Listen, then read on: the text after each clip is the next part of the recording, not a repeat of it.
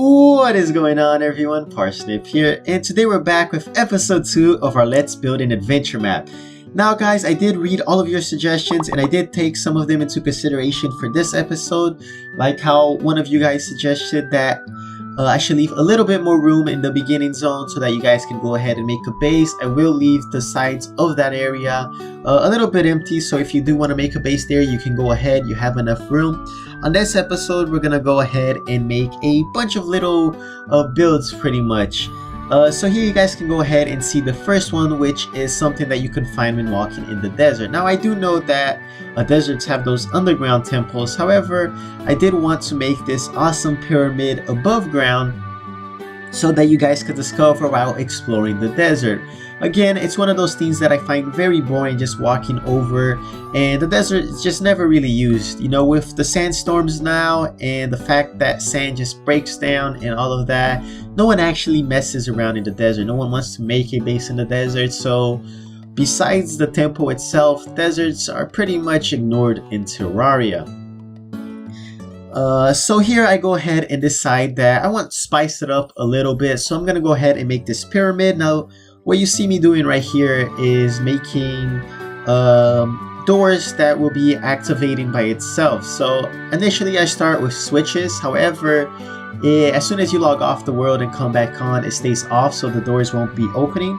Now I do add 5-second timers so that you guys could go in and out. However, it's not always open or closed, so take that into account. I also go ahead and put a golden crate right here down below as a reward for discovering the pyramid and whatnot. Now I know a golden crate is not that amazing, however you can get some pretty good things, and even the bad things are pretty solid, because me myself at the beginning I could do with 20 or 15 gold bars. In fact, that's a really good item to have in the beginning.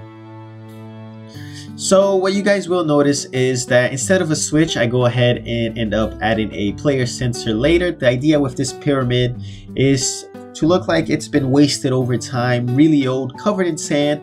I will be making more sections to it. I don't want to add too much so that you guys don't get too much from just discovering something that's above ground. However, it is something that's pretty cool to go ahead and explore.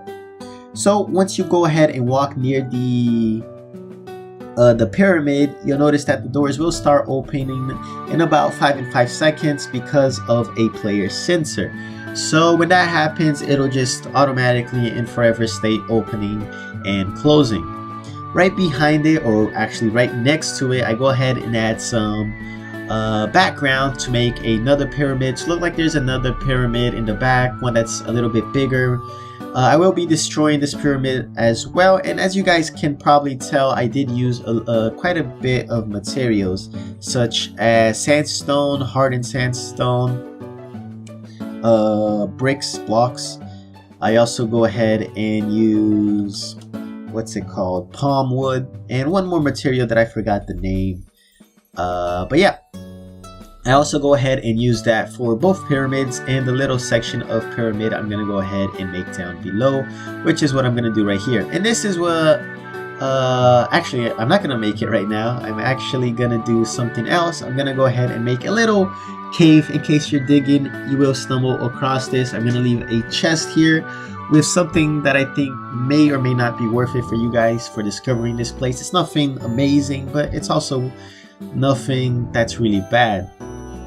Now a question that I did get on my episode 1 of this playthrough is that if I'm going to be making stories, or if it's just going to be a little tweaked version of the normal game. However, I will be making a bunch of small stories. Normally when you guys see signs, there's going to be some stuff written down. Like right here, there's a little story that I keep hidden for you guys. You know, I want to keep some aspects of this map a surprise, not only the treasures that's in the chest, which there are some, and hopefully you guys never end up seeing it even by mistake or anything like that. But yeah, later on I will be making some bigger stories that's gonna, well, send the player toward an adventure pretty much. For example, you stumbled across a cave. That cave says something along the line like the treasure map of somebody's been lost at the edge of the world right under the ocean, and then you guys head towards that zone, dig, find the map, that leads towards a pretty good item or something along those lines. This is just me giving you guys an example of what might happen with bigger quests, but it's nothing that's really long.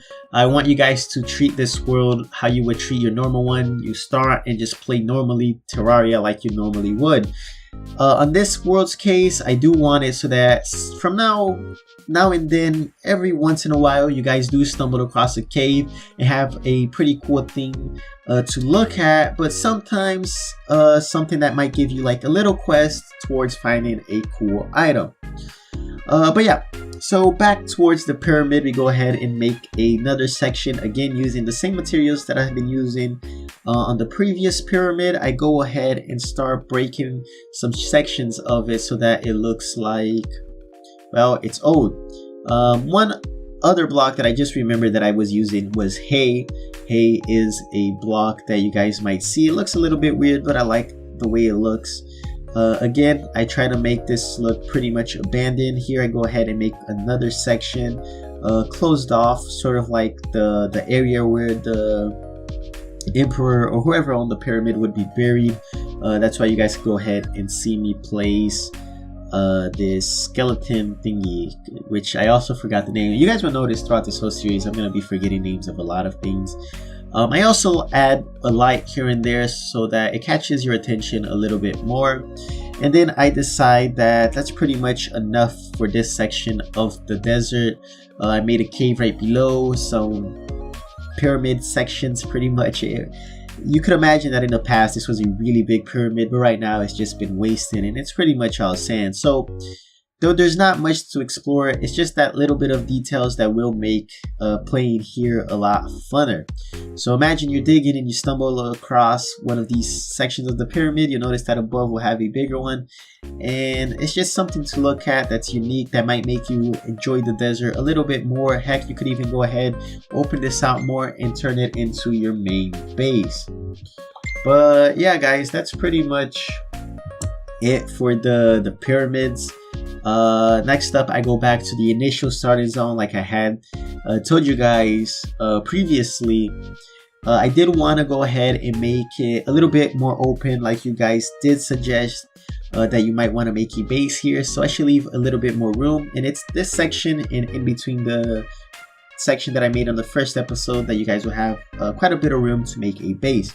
So here you'll notice that I'm using snow, and that's because this side of the map is actually snow. It's super close to the initial zone, which I dislike. However, I did like the idea that I had here to go ahead and blend in what I was doing previously to the snow biome. Here you see me putting trees and everything I would do on the other islands, except here I'm gonna go ahead and paint them white. I think that by painting it white, it looks more like something you would see in a snow biome. I highly doubt you guys would see any type of super green trees really alive and stuff like that near very cold places, especially one that's covered in ice and snow. So there's nothing much that's different from here besides the snow and the fact that I'm painting it all white so that it fits more of a cold area. I will go ahead later and put some gem spark walls in the background, and that's going to be used again as a means of light, which I do want these places to have some light in it. Now it's not finished, this whole section, but I did add a little bit of details towards the bottom section and the upper section with those holes and lights and different walls and a little details like every here and there. It's always nice to have on these builds. So I really hope you guys enjoy it. Next up, I'm gonna go ahead and make another cave. This cave is gonna be pretty unique because I will be making the beginning of a quest here. So once you guys walk a little bit more to the side, this will be the first quest, the first mini quest pretty much that you guys will find on the map.